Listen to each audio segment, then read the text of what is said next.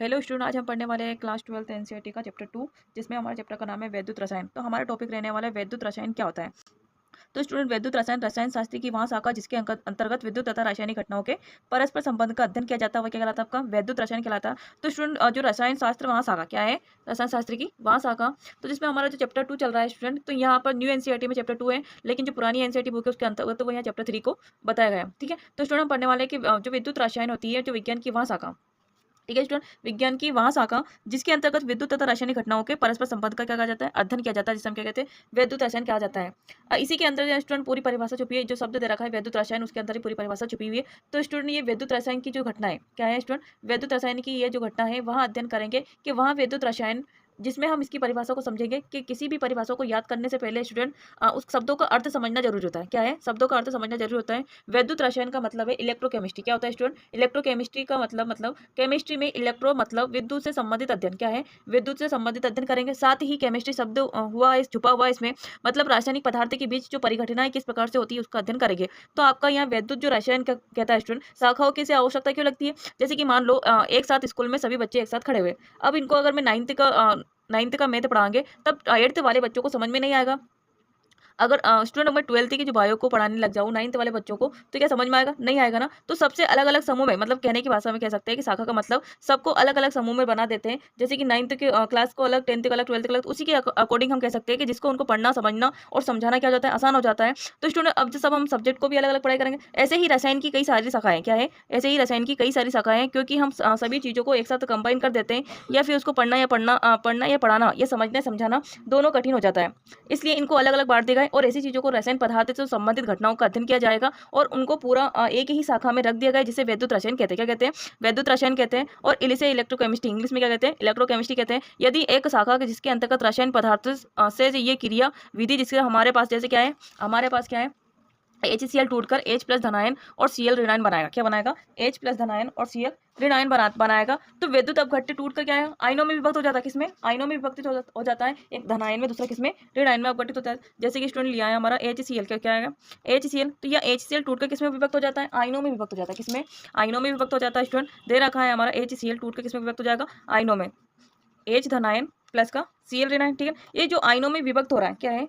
ये जो आयनों में विभक्त हो रहा है स्टूडेंट, हो गया है, हम कह सकते हैं यह विद्युत अपघट्य। क्या है? एक विद्युत अपघट्य लगाया जाए, जैसे कि मान ले कि विद्युत अपघट्य लगाएगा और उसमें मैं 2 इलेक्ट्रोड लगा देती हूँ। कितने इलेक्ट्रोड लगा देती हूँ? इलेक्ट्रोड लगा देती हूँ और उसमें क्या एक परिपथ बना दिया जाता है। देखिए कि धारा प्रवाहित होने लग गई। क्या है? धारा प्रवाहित होने लग गई और रासायनिक क्रियाओं के फलस्वरूप इसमें धारा बहने लगी। क्या गई?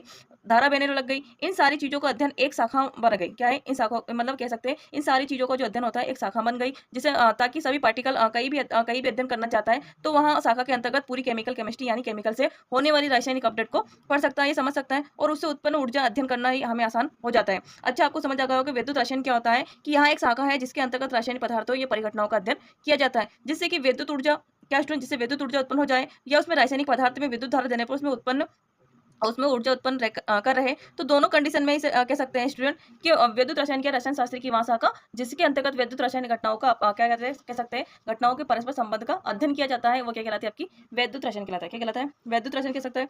तो स्टूडेंट कह सकते हैं कि ये केमिस्ट्री में केमिकल का अध्ययन क्या है? केमिस्ट्री में केमिकल या अपघटन पदार्थों का अपघटन के फलस्वरूप जो ऊर्जा उत्पन्न होगी या बाहर से देंगे उसे, तब ये ऊर्जा उत्पन्न होगी, तो ये परस्पर जब एक दूसरे को मिलेंगे उसे क्या कहेंगे? वैद्युत रसायन कहेंगे। क्या कहेंगे? वैद्युत रसायन कहेंगे। मान लो कि हम छोटा सा क्या ले लें, मैं एक सेल ले लेती हूँ। ठीक है ना, मैंने क्या ले लिया? एक छोटा सा सेल ले लिया। ठीक है ना, उसमें क्या भर दिया? वैद्युत अपघट्य विलयन डाल दिया।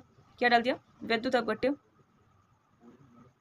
ठीक है स्टूडेंट, इसमें क्या डाल दिया? एक वैद्युत अपघट्य डाल दिया। तो आप क्या देखोगे, इसमें इस विलयन में भर दिया जाता है। तो यहाँ कोई जैसे कि कह सकते हैं स्टूडेंट कि मैंने मान लिया, मैंने एक छोटा सा क्या लिया? सेल लिया। इसमें क्या विद्युत अपघट्य या कोई भी सेल इसमें ले लेते हैं। क्या है? विद्युत अपघट्य या कोई भी सेल लेता है तो उसमें विलयन भर लेते हैं और कह सकते हैं स्टूडेंट इसमें धातु के 2 इलेक्ट्रोड लगा देती हूँ। मैं क्या लगा देती हूँ? इसमें धातु के 2 इलेक्ट्रोड लगा देती हूँ। जब इसमें धातु के 2 इलेक्ट्रोड लगा देती हूँ तो जैसे स्टूडेंट्स में दे रखा है धातु के जो कैसा होना चाहिए, धातु का होना चाहिए, इलेक्ट्रोड कैसा होना चाहिए? धातु के होना चाहिए जिसमें चालकता का गुण हो, जिसमें क्या हो? चालकता का गुण होना चाहिए। और इसमें जो चालकता का, ये हम धात्विक चालकता कहते हैं। क्या कहते हैं? जैसी धातु में जिसमें चालकता का गुण होता है उन्हें क्या कहते हैं? हम धात्विक चालकता कहते हैं। क्या कहते हैं? धात्विक चालकता कहते हैं। तो स्टूडेंट, ये जो चालकता का गुण हो गया, क्या है? ये जो चालकता का गुण हो गया यह धात्विक चालन, और यह चालन का मतलब है धातु का बना होता है। किसका बना होता है? धातु का बना होता है। इसमें इलेक्ट्रॉन का प्रभाव होता है। क्या है? इसमें इलेक्ट्रॉन इलेक्ट्रॉन क्या होगा, सुगमता से निकालने लगे। क्या आगे, सुगमता से होता है इलेक्ट्रॉन का जो प्रभाव होता है, सुगमता से होता है, क्योंकि इलेक्ट्रॉन का प्रभाव कर देता है, ये क्या कर देता है, इसमें इलेक्ट्रॉन का प्रभाव ही कर देता है। और हम एक चालन कहते हैं, इसे क्या कहते हैं, चालन कहते हैं। यदि जिन पदार्थों में धातु के विद्युत अपघट्य सुगमता से होता है, ये धातु में वह धात्विक चालक कहलाता है। क्या कहलाता है, धात्विक चालक कहलाता है। इस टाइप से हमने ये बनाया, और जो दे रखा है ये इलेक्ट्रोड लगे,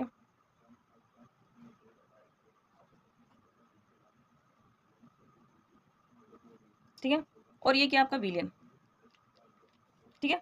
तो स्टूडेंट इसमें क्या है, यह एक ऐसा पदार्थ है जिसमें धारा प्रवाहित कर या अपघटना कह सकते हैं, जो परिवर्तन बिना ये ना हो, बिना परिवर्तन हो, केवल यह इलेक्ट्रॉन का प्रभाव हो जाए, तब क्या कहलाएंगे, उसमें धात्विक चालक कहलाएंगे। क्या कहलाएंगे, धात्विक चालक कहलाएंगे। तो स्टूडेंट धात्विक चालक क्या कह सकते हैं, ऐसी धातु है जो अपने में से विद्युत धारा प्रवाहित होने देती है, किंतु इसमें विद्युत धारा प्रवाहित होने पर कोई रासायनिक परिवर्तन नहीं होता है, तब वो क्या कहलाता है, आपके धात्विक चालक कहलाते हैं। क्या कहलाते हैं, धात्विक चालक कहलाते हैं, ठीक है। और अगर स्टूडेंट हम इसमें बात करें चालकता क्या होती है, चालकता, चालक और अचालक क्या होता है, तो चालक और अचालक क्या होता है, ऐसे चालक जिन पदार्थों में विद्युत धारा प्रवाहित करने की जा सकती है उन्हें चालक कहते हैं, और अचालक कहते हैं जिन पदार्थों में विद्युत धारा प्रवाहित नहीं की सकती उन्हें क्या कहते हैं, अचालक कहते हैं, ठीक है स्टूडेंट। तो किसी भी कह सकते हैं कि किसी भी सेल से क्या है, किसी भी सेल से कह सकते हैं दो चीजें जरूरी होती है, किसी भी सेल में क्या होती है, दो चीजें आवश्यकता होती है, कि दो चीजें क्या होती है, एक विद्युत अपघट्य होता है, दूसरा क्या होता है, ये इलेक्ट्रोड क्या होते हैं, एक विद्युत अपघट्य, दूसरा क्या है, उसमें इलेक्ट्रोड होते हैं। तो किसी भी सेल के लिए क्या होते हैं, दो चीजें आवश्यक होती है, जिस संगठन का बना होता है उसमें कोई परिवर्तन नहीं होगा, और अभिक्रिया में इलेक्ट्रॉन लेगा और देगा, दो ही काम करेगा, या तो इलेक्ट्रॉन को लेगा या इलेक्ट्रॉन को देगा। तो धात्विक चालन में धात्विक चालक में अभिक्रिया के संपूर्ण परिपथ में पूर्ण कराएगा, क्या कराएगा, संपूर्ण परिपथ में इसको पूर्ण कराएगा, यानी उसके बीच में जो केमिकल रिएक्शन होगी क्या होगी, यानी इनके बीच में जो केमिकल रिएक्शन होगी उसमें इलेक्ट्रॉन का क्या होगा, आदान प्रदान में सहायक होगा, तथा कोई भी परिवर्तन नहीं होगा। लेकिन जो विद्युत अपघट्य होता है स्टूडेंट, तो विद्युत अपघट्य मान लीजिए यहाँ पर क्या ले लिया मैंने, एक एसिटिक अम्ल ले लिया, क्या ले लिया, एक एसिटिक अम्ल ले लिया। एसिटिक अम्ल का सूत्र होता है CH3COOH, क्या होगा, CH3COOH होता है। और यहाँ क्या होता है, आयनों में टूटेगा, तो किसमें टूटेगा, एसिटेट आयन में, किसमें, एसिटेट आयन में CH2COO रिनाइन, ठीक है ना। और क्या बना मेरा, H+ आयन देता है, क्या देता है, H+ आयन देता है। तो स्टूडेंट में कहते हैं ये मेरा क्या बना, एसिटेट बना, और ये कैसा है, एसिटिक अम्ल है, बट कैसा है, दुर्बल अम्ल, कैसा है, दुर्बल अम्ल, ठीक है, ये दुर्बल अम्ल है। तो वहाँ आपका वैद्युत अपघट्य कहलाएगा, क्या कहलाएगा, ये वैद्युत अपघट्य कहलाएगा स्टूडेंट। या आयनों में टूट जाता है तब क्या कहलाता है, आपका दुर्बल, कह सकते हैं दुर्बल विद्युत अपघट्य कह सकते हैं इसको। यदि कोई भी सेल क्या है, यदि हम कोई भी सेल बनाए तो क्या है, यदि हम कोई भी सेल बनाए तो सेल में दो ही चीजों की आवश्यकता लगती है, एक इलेक्ट्रोड की, दूसरा जो किसकी बनी होती है, धातु का बना होता है, और इसमें धातु में चालन होता है, ठीक है। इसमें विद्युत का प्रभाव करेंगे तो इलेक्ट्रॉन बहने लगेंगे और धारा प्रवाहित होगी, ठीक है। कहने का मतलब इसमें कोई भी परिवर्तन नहीं होगा। जैसे कि यहाँ धातु है, कोई भी धातु कौन सी है, कोबाल्ट, कौन सी धातु है, ये कोबाल्ट धातु है। तो स्टूडेंट कोबाल्ट धातु को कह सकते हैं, कोबाल्ट जो होता है ये टूटता नहीं है, क्या है, टूटता नहीं है, लेकिन यह विद्युत अपघट्य होता है, क्या होता है, विद्युत अपघट्य होता है, यहाँ टूटता नहीं है। तो स्टूडेंट यहाँ आयन में टूटता है, किसमें टूटता है, आयन में टूटता है। यदि इसमें विद्युत धारा प्रवाहित की जाए तो उसमें विलियन मिला दें तो उसकी जो गलित अवस्था रहेगी, क्या है, गलित अवस्था में हो जाए या आयनों में बदल जाए, तब वहाँ विद्युत अपघट्य कहलाएगा, क्या कहलाएगा, विद्युत अपघट्य कहलाएगा, ठीक है स्टूडेंट। इसी प्रकार हमने भी देखा था चालक और अचालक क्या होता है। तो चालक में क्या हो सकते हैं, जिन पदार्थों में विद्युत धारा प्रवाहित की जा सकती है उन्हें क्या कहते हैं, विद्युत चालक कहते हैं। और अचालक क्या होता है, तो जिन पदार्थों में विद्युत धारा प्रवाहित नहीं की जा सकती उन्हें क्या कहते हैं, अचालक कहते हैं। आई होप आपको क्लियर हो चुका होगा, ठीक है। इसके अकॉर्डिंग हम और भी समझ सकते हैं इसमें, कि जैसे कि मैंने एक उदाहरण लिया, किसका लिया, सोडियम क्लोराइड का। किसका उदाहरण लेती हूँ, सोडियम क्लोराइड का, NaCl का जब उदाहरण लेती हूँ तो ये किसमें टूट जाता है, आयनों में टूट जाता है, Na+Cl रिनाइन, ठीक है ना।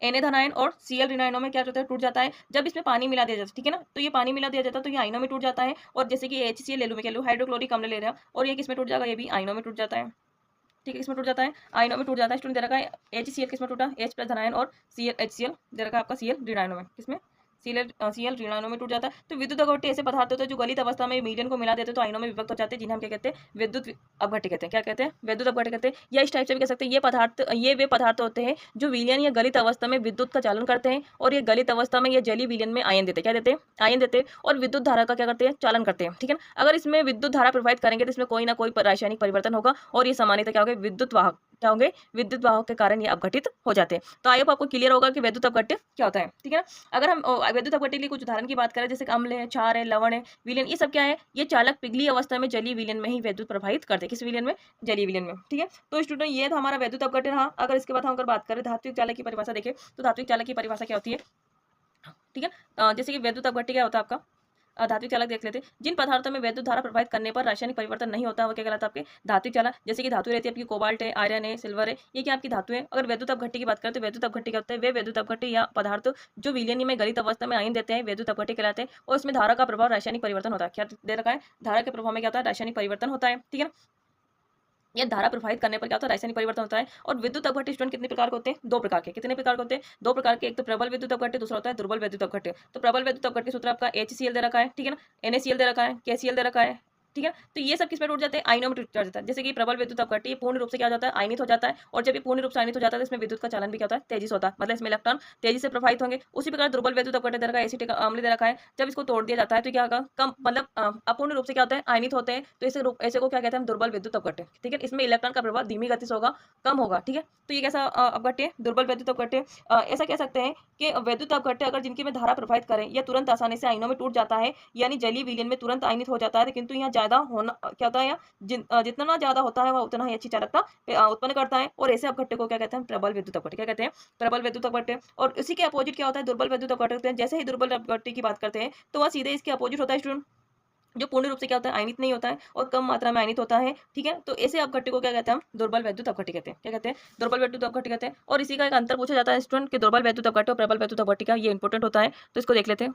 विद्युत अपघट्य प्रबल विद्युत अपघट्य में अंतर पूछा जाता है स्टूडेंट अक्सर कि दुर्बल विद्युत अपघट्य प्रबल विद्युत अपघट्य क्या होता है, ये जलीय विलयन में कम आयनित होते हैं। क्या है, ये जलीय विलयन में कम आयनित होते हैं। दुर्बल विद्युत मतलब इसमें इलेक्ट्रॉन का चालन कम होता है। और प्रबल विद्युत अपघट्य में क्या होता है, इनका आयनन पूर्ण रूप से हो जाता है, मतलब ये पूर्ण रूप से क्या हो जाते हैं, टूट जाते हैं, मतलब आयनों में विभक्त हो जाता है, और चालन भी मतलब विद्युत का चालन भी क्या होता है इसमें अच्छा होता है और ज्यादा होता है। ठीक है ना। और दुर्बल विद्युत अपघट्य में कह सकते हैं कि इनमें विलयन की विद्युत चालकता का मान क्या होता है, कम होता है, इसमें इलेक्ट्रॉन क्या है, कम बनते हैं। ठीक है, कम इलेक्ट्रॉन निकलते हैं। जबकि प्रबल विद्युत अपघट्य में इलेक्ट्रॉन की चालकता क्या होती है, विद्युत धारा की चालकता क्या होती है, अधिक होती है, मतलब इसमें इलेक्ट्रॉन भी क्या होते हैं, अधिक उत्सर्जित होते हैं। ठीक है, इसके बाद दे रखा है दुर्बल विद्युत अपघट्य में तनुता का इनकी तनुता विद्युत चालकता का क्या होती है, अधिक प्रभाव पड़ता है। ठीक है ना, तनुता से इनकी विद्युत चालकता में कम प्रभाव मतलब अधिक प्रभाव नहीं पड़ता है, किसमें, प्रबल विद्युत अपघट्य में। ठीक है ना, तो हमने देखे थे प्रबल विद्युत अपघट्य के उदाहरण, जैसे देखा NH4 दे रखा है, एसिटिक अम्ल दे रखा है, H2SO3 दे रखा है। ठीक है, उसी प्रकार दे रखा है कॉपर सल्फेट दे रखा है, सोडियम क्लोराइड दे रखा है, पोटेशियम क्लोराइड दे रखा है, सोडियम हाइड्रोक्साइड दे रखा है। ठीक है ना, तो इस टाइप से क्या दे रखा है, ये प्रबल विद्युत अपघट्य के उदाहरण दे रखे हैं। ठीक है, ये तो स्टूडेंट ये एग्जाम के तौर पे ये इंपॉर्टेंट क्वेश्चन दे रखा है। उसके बाद अगर हम विद्युत अनअपघट्य की बात करें तो विद्युत अनअपघट्य क्या होता है,